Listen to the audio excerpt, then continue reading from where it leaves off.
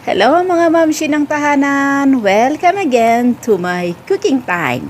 I'm Grace Solveta, Cooking, Travel, and Tour. Ang lulutuin natin ngayon ay nakakaiba. Dalawa lang yan na ulong malaki ng isdang tanggigi. Iyon po ay kinamatisan ko po na ulo ng tanggigi.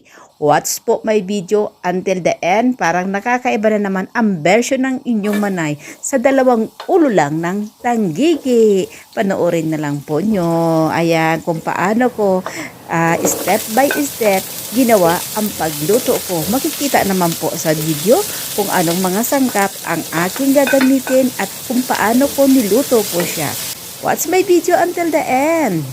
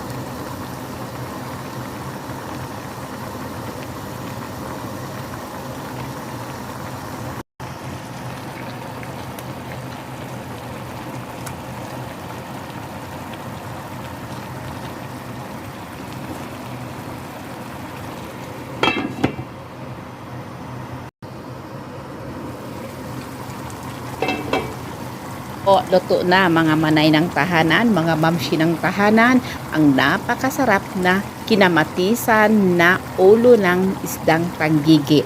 May mga nilagay po ako doon ng mga gulay, di ba? Gamitin nyo lang po kung anong mayroon dyan sa inyong kusina dahil para masustansya ang ating pagkain.